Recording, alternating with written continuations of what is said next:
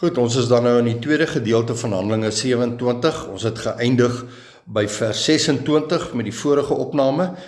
En dit het geëindig met die woorde, maar ons moet op 'n sekere eiland strand, en ons weet dat hulle op die eiland Melite moes hulle toe nou uiteindelik opeindig, en ons kry dit dan in hoofstuk 28 vers 1.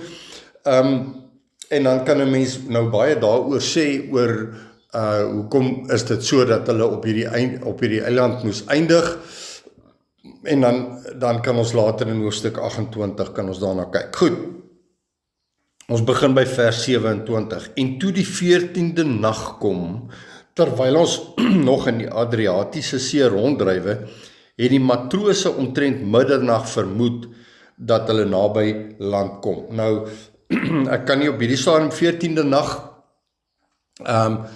die feit is dat ek dink die gedagte is duisternis en nag, want ons, hy sê, want dit was omtrent middernag, en so, ek dink wat die woord vir ons hier wil aandui is dat, soos wat die tyd aanloop, so ons kry mos nou op 'n punt waar die Here vir Moses sê, dit wat jy in Jerusalem begin verkondig het, moet jy in Rome ook verkondig. Met ander woorde, so die pad van die, kom ons noem dit die kerk.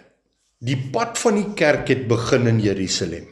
En die pad van die kerk maak klaar, want onthou ons, Petrus was die apostel wat die evangelie na die Jode toegevat het, en Paulus was die ander apostel wat die evangelie na die nasies toe moet vat. En ons sien, ons weet nie na Rome wat het van Paulus geword nie, die woord sê nie vir ons nie, al wat ons kan aflei is dat Paulus het uiteindelik, sy bediening het uiteindelik moes eindig in Rome, want hy moes voor die keiser verskyn, en daarna weet ons nie regtig, sê die woord nie vir ons presies wat het van Paulus geword na Rome nie, maar so die evangelie, en hoe verder die evangelie pad stap, so kom ons praat nou maar van dat die evangelie na ons toe gekom het deur Christus, tot en met die dag wanneer Christus weer terugkom, gaan dinge erger en erger en erger word in terme van die duisternis wat gaan toeneem.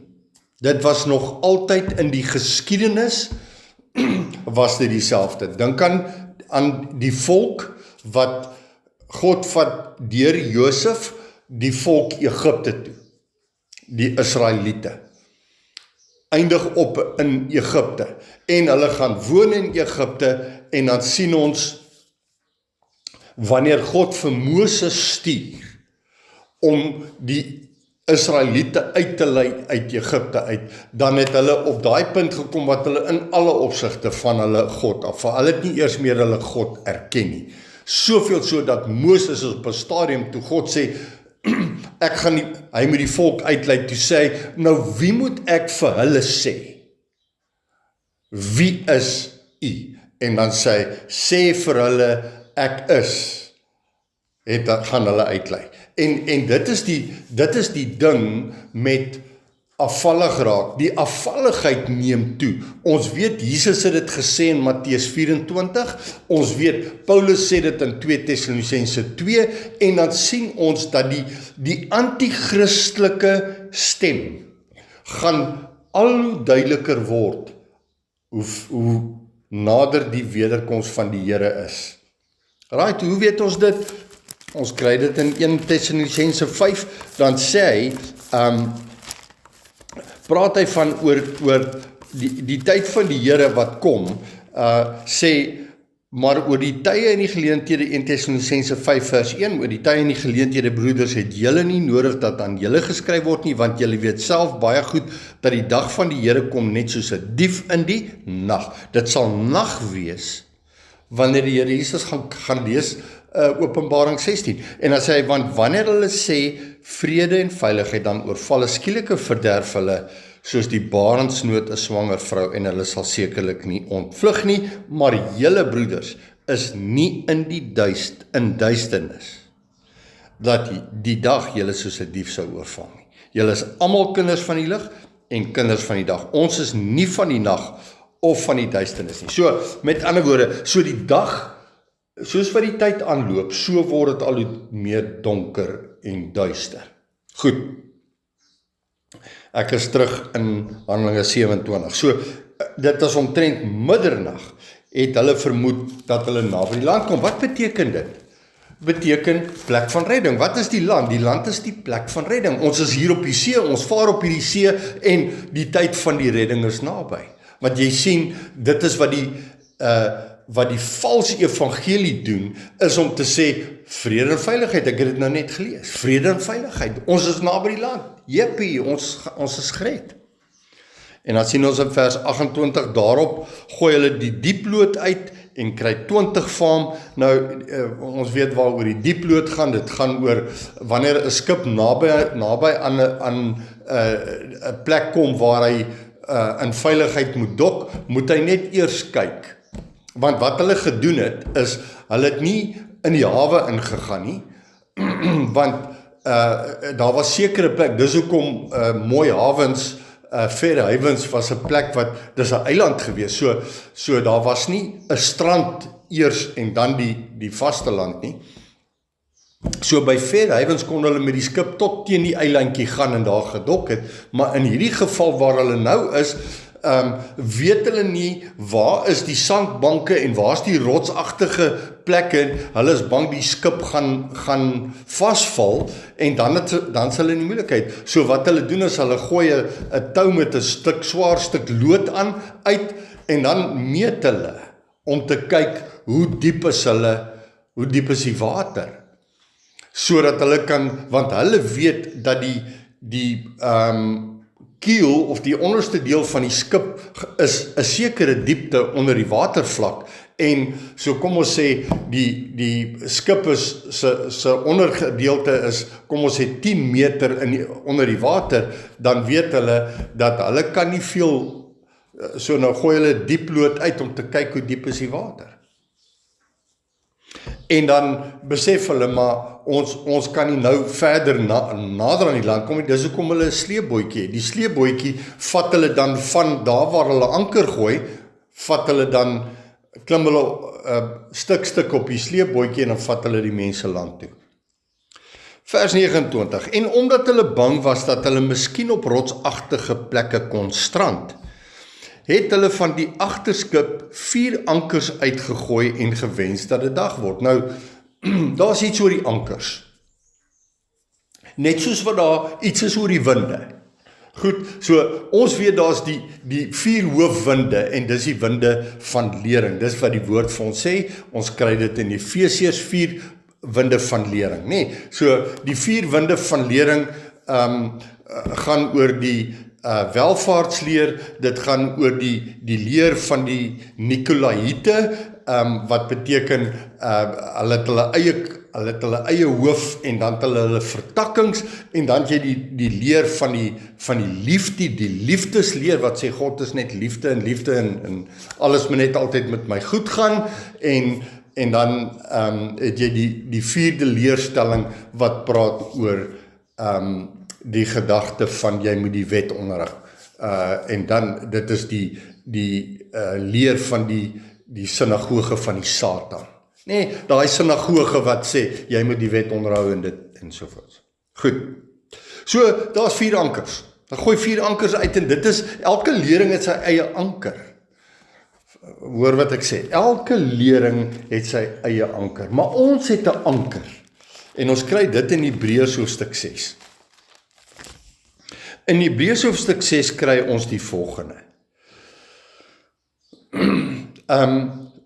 En ek wil al lees vanaf vers 15. En so het hy die belofte verkry nadat hy geduldig gewag het, want mense sweer by een wat meer is, en die eed van bevestiging is vir hulle is vir hulle die einde van alle teespraak. Daarom het God, omdat hy nog kragtiger aan die erfgename van die belofte. Onthou, ons is erfgename van 'n belofte. Ons gaan nou net verder daaroor praat. Dan sê hy, die onveranderlikheid van sy raad wou toon, dit met 'n eed gewaarborg, sodat ons deur twee onveranderlike dinge, waarin dit onmoontlik is dat God sou lieg, kragtige bemoediging kan hê, ons wat ontvlug het, om vas te hou aan die hoop wat voorlê. So ons hoop is ons anker, kom ek lees dit.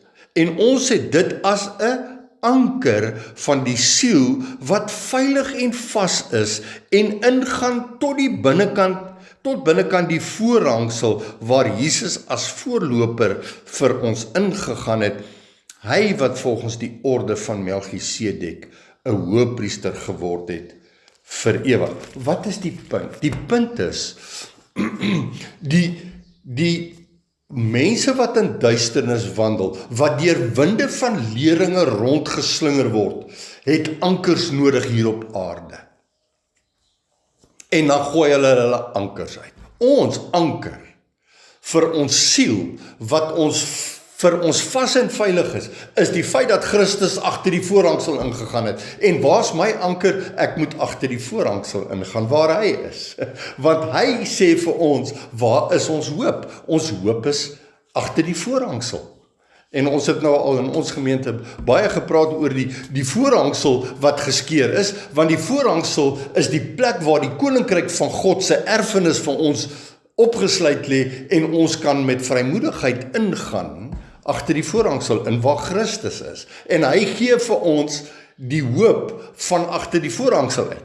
Met ander woorde, ons het nie hier sekuriteite waaraan ons wil vashou nie. Paulus sê, vir my om te sterf is wins, en vir my om te lewe hier is Christus, maar om te sterf is wins. Met ander woorde, my plek is daar, by hom.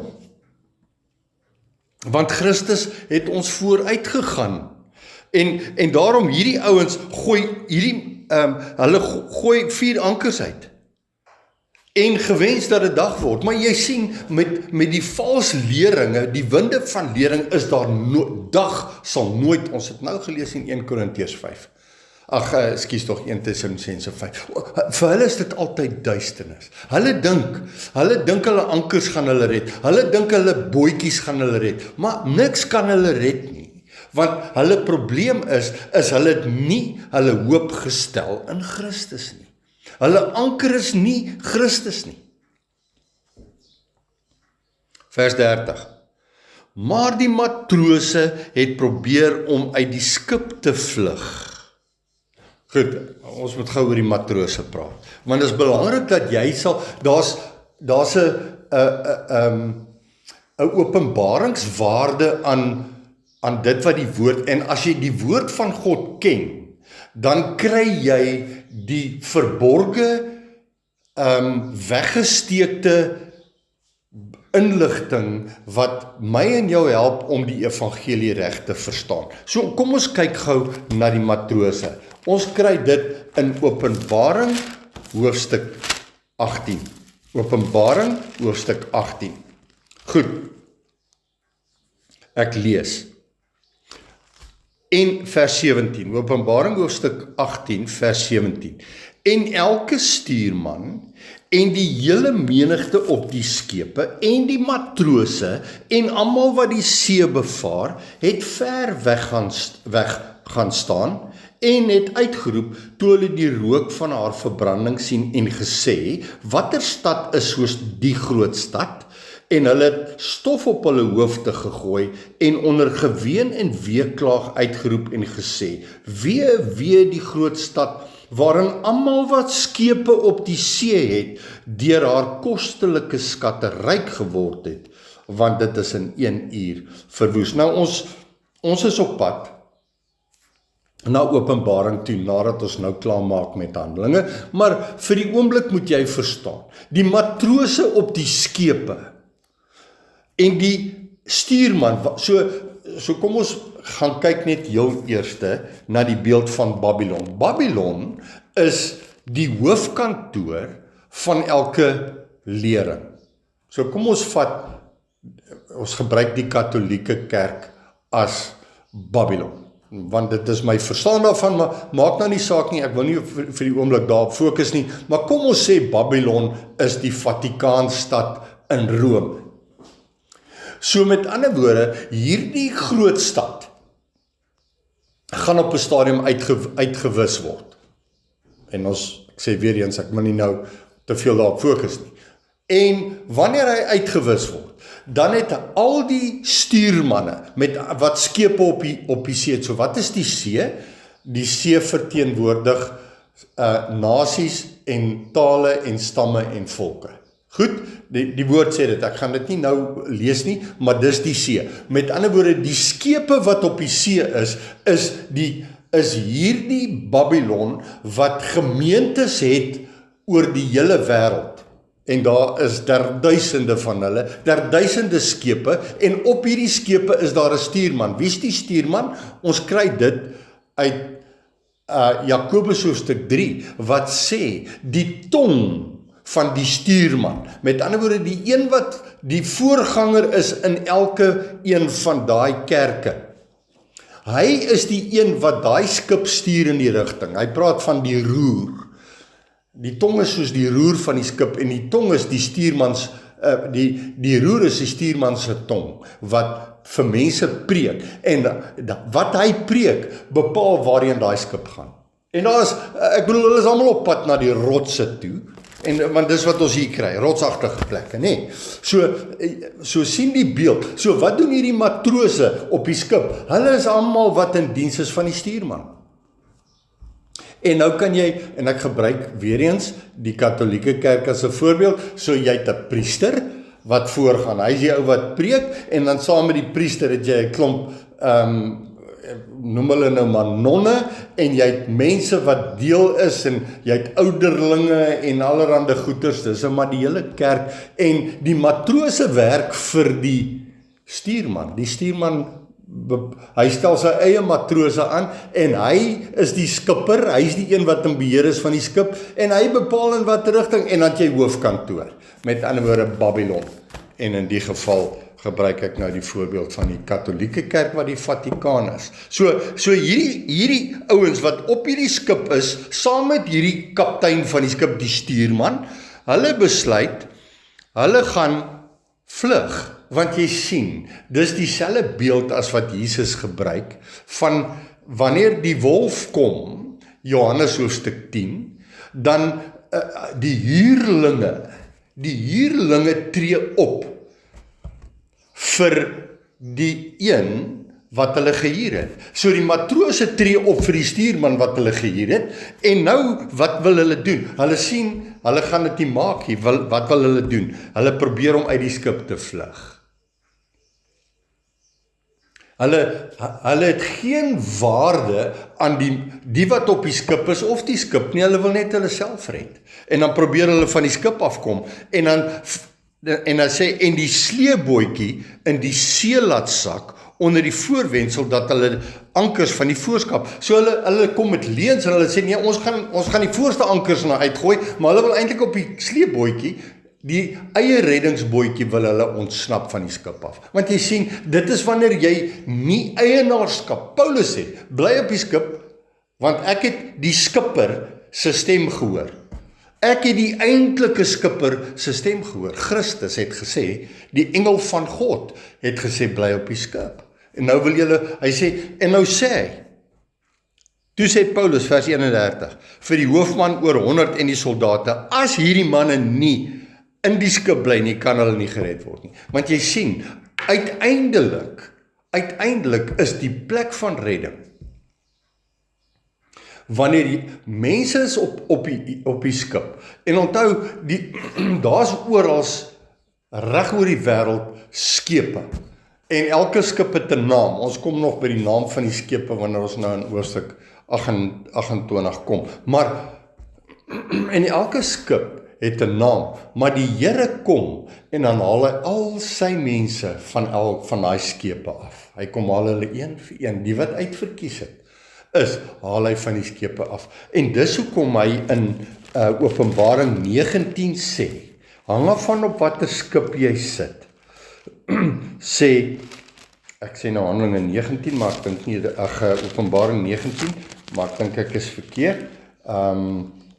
Wat sê, kom uit daar uit my volk. Kom uit daar uit my volk. Ek het nie nou die regte vers daar nie. Maar jy sien, dit gaan oor, op watter skip is jy? Op watter skip sit jy? En die Here sal almal wat hom soek, sal hy van daai skip afkom haal, en hy sal hulle bring na die skip wat hy vir hulle bestem het, en dit is die skip waarop Christus, waar hy is die een, waarop ons vertrou. Hy is die stuurman na wie ons uiteindelik gaan luister. Maar in 'n geval, so hier sien ons dat hierdie, as Paulus sê, as jy nie op hierdie skip bly nie, kan jy nie gered word nie, en dan vers 32, daarop het die soldate die toue van die sleepbootjie afgekap en hom laat afval. Mense, soos die Engelsman sê, they easily jump ship. Gou spring mense van hierdie skip af oor op daai skip in. Hoeveel keer? Ons almal het dit gedoen. Jy's op die skip van godsdiens, en dan spring jy op die skip van charismatica, en dan spring jy op daai skip en jy probeer eie pogings vir jouself, probeer jy jouself red, totdat iemand vir jou sê, maar jy moet na die Here toe gaan. En as wanneer ons by sy voete gaan sit, dan besef ons was die hele tyd, was ons op die verkeerde skepe gewees. Goed. Vers 33. En teen die tyd dat dit dag sou word, het Paulus almal aangemoedig om voedsel te gebruik. Jy sien, jy het voedsel nodig.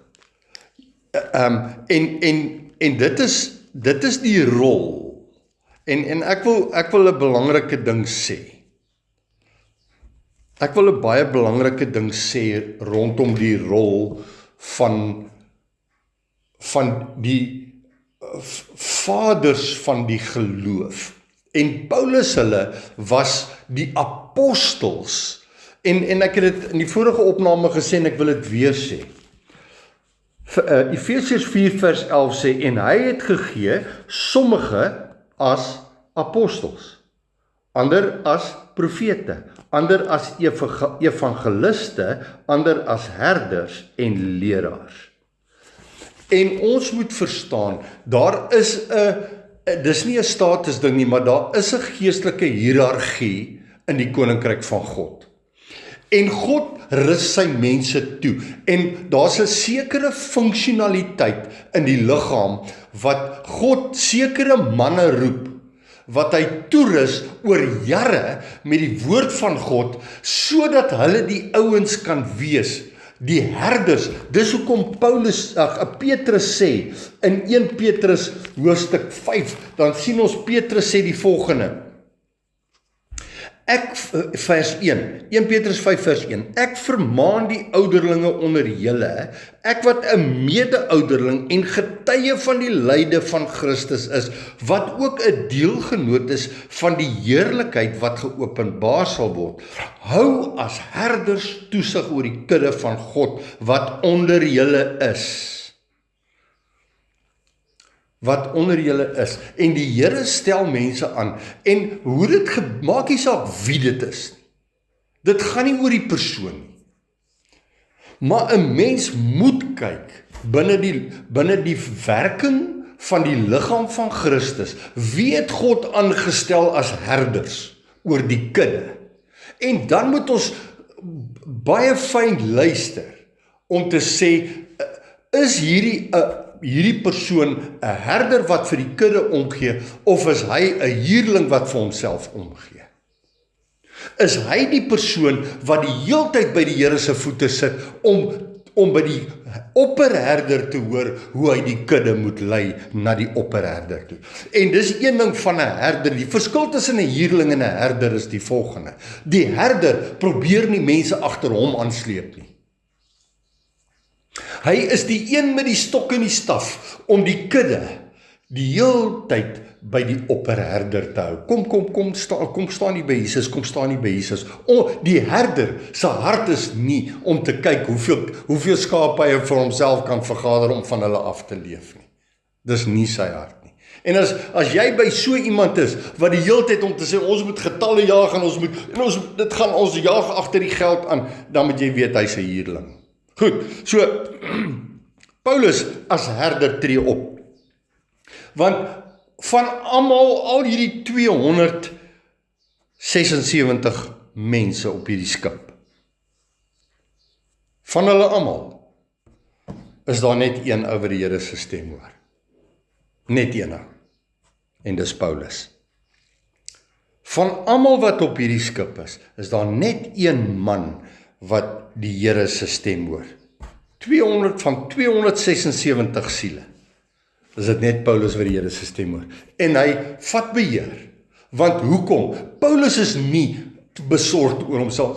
Julle, wat dink julle moet ons doen? Kan ons afklim? Moet ons opklim? Moet ons af? Moet ons wat? Paulus sê, luister, ek weet nie wat van hierdie skip gaan word nie. Ek weet nie van, maar een ding weet ek, en dit is dat die opperherder het vir my gesê, ons moet almal op hierdie skip bly as ons gered wil word. En dan sien ons dan in vers 32, daarop het die soldate die toue van die sleepbootjie afgekap en hom laat afval.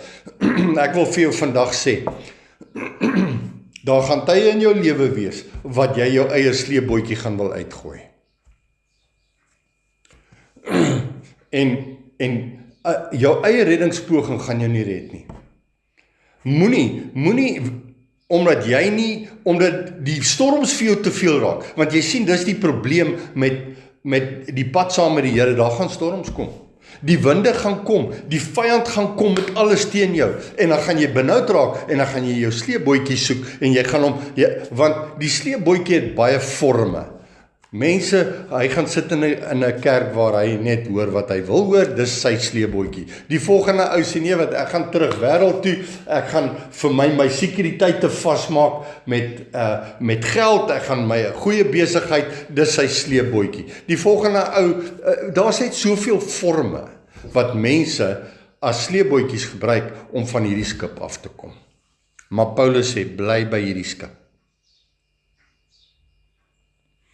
En dan sê hy, die volgende, hy sê, ek moedig julle aan om voedsel te gebruik. Nou, dit is, die voedsel, is die brood van die lewe, waarvan Paulus hier praat. Ek raai julle aan, ek moedig julle aan, om voedsel te gebruik.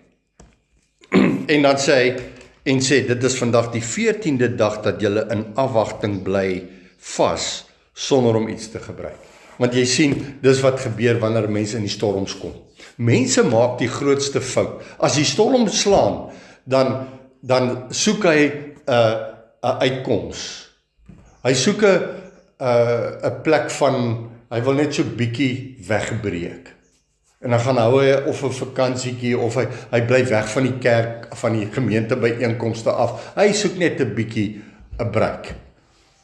En dit is wat gebeur. En dan eet jy nie. Dan gebruik jy nie die voedsel wat jy nodig het om jou deur hierdie storms te vat nie. En dit is die gedagte. Paulus sê, julle het nou vir 14 dae geen voedsel geneem nie, geen woord gehoor nie. En nou is julle benoud, nou wil julle almal van die skip af. Ek raai julle aan om voedsel te neem, vers 34, want dit dien tot julle behoud. Dis al wat jou gaan behoue laat bly, is die brood van die lewe.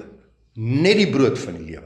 En dis hoekom mense gryp na allerhande maniere van om aan die lewe te bly, en dan hulle los dit wat die belangrikste is.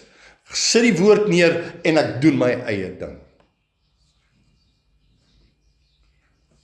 Want van niemand onder julle sal 'n haar van sy hoof val nie. Jy sien, as God jou geroep het, en jy is bereid om in gehoorsaamheid die brood van die lewe te neem, sal geen haar van jou hoof afval nie. Wat sê hy daarmee? Hy sê, hy is die hoof, en ons is deel van hom, en nie een haar, van die wat hy gekies het, wat deel is van, wat uit hom uit moet groei, sal verlore gaan nie.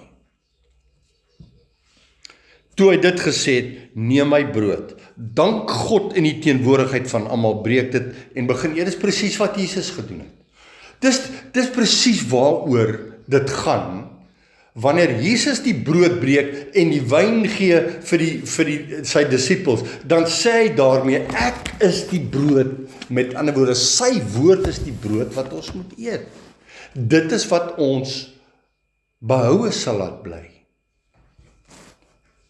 En dan sê hy, en hulle het almal moed geskep en self ook voedsel geneem. Ek wil vandag vir jou sê, as jy dalk die eerste keer in jou lewe dit hoor, dan is dit goed dat jy dit hoor.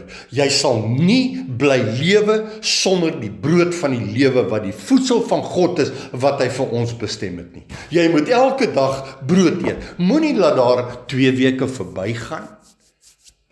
Want ek wil vir jou vandag sê, dis amper asof die Here sê 14 dae sonder brood gaan jou bring by die plek wat jy afvallig gaan raak van hom. En dan is jy in die moeilikheid. 14 dae. Vers 37. En ons was in die skip altesaam 276 siele.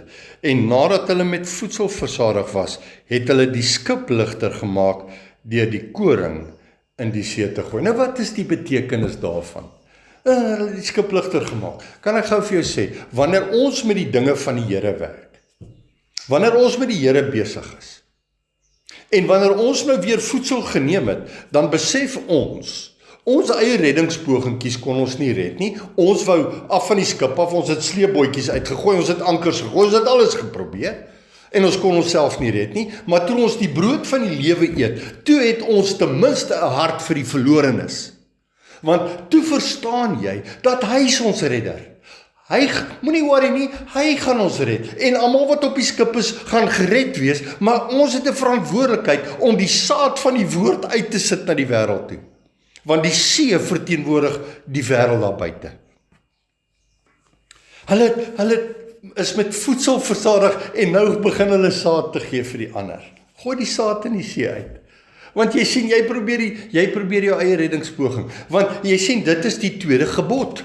Die eerste gebod is voed jou met Christus, hê hom lief, leer hom ken, eet sy woord, en dan begin jy voeding te gee vir die ander. Dan gooi jy die saad uit na die verlorenes toe.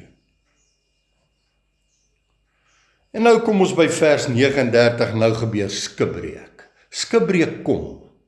En nou sien ons vers 39, en toe dit dag word, het hulle die land nie herken nie, maar hulle het 'n innam met 'n strand bemerk. Hulle het die land nie herken nie, want kan ek gou vir jou sê,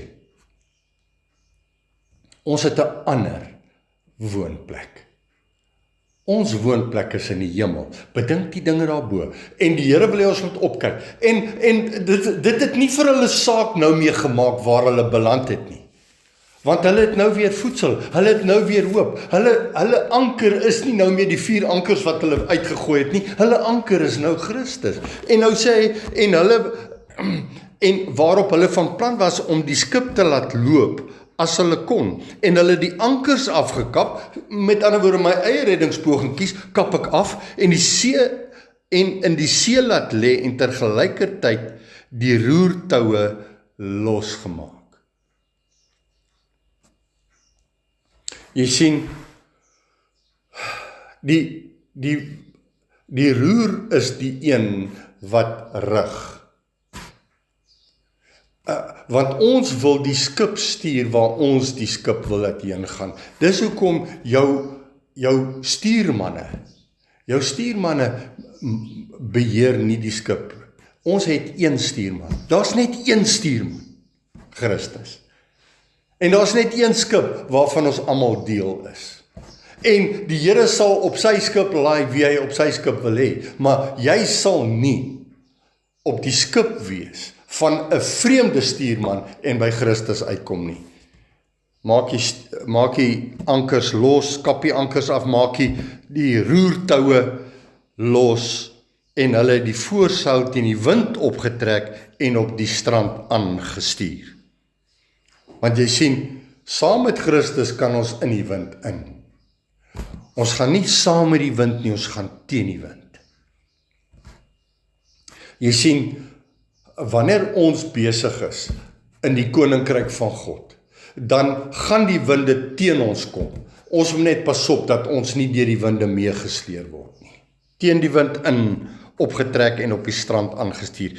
En hulle het op 'n plek verval, en daar staan waar, hierso staan met die see aan weerskant, die Engelse vertaling verduidelik het so, between two seas, met ander woorde waar twee oseane ontmoet. En hulle het op 'n plek verval waar twee oseane ontmoet, en die skip laat strand, waar twee oseane ontmoet.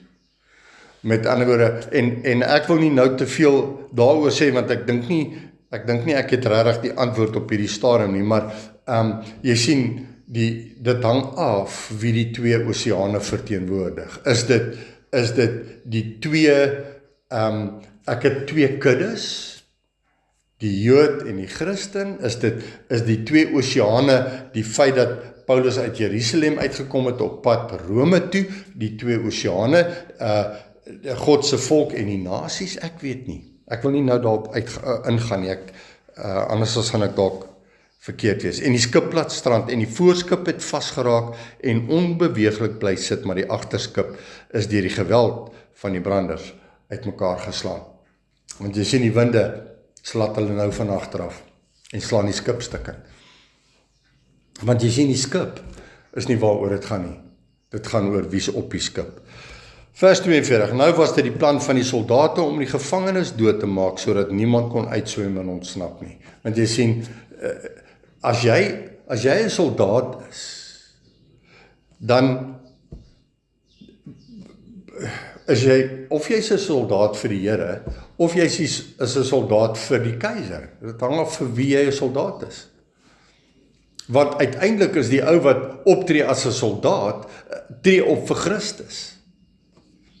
En hulle wil hierdie mense doodmaak, maar die hoofman oor 100 wou Paulus red, en het hulle verhinder in hulle voorneme en bevel gegee dat die wat kon swem eerste in die see moes spring om aan land te kom, en die ander sommige op planke en sommige op stukke van die skip, en so het almal behoue aan land gekom. Nou ek het nie vreeslik baie wat ek oor hierdie laaste stukkie sou kon sê nie. Al wat ek weet is dat daar's mense wat kan swem, daar's mense wat nie kan swem nie. Maar as die Here jou red, dan red die Here jou. Ek dink daar's mense wat eendag saam met ons in die hemel, saam met die Here gaan wees, wat nie noodwendig kon swem nie. Maar as die Here jou gekies het, en jy plaas al jou vertroue in hom, dan sal hy sorg dat jy op die plek van redding sal kom, op die vaste land wat ons het, wat in die hemel vir ons verborge is. En ons sal eendag almal saam met hom wees, op die plek wat hy vir ons bestem het, as ons eindbestemming. Amen.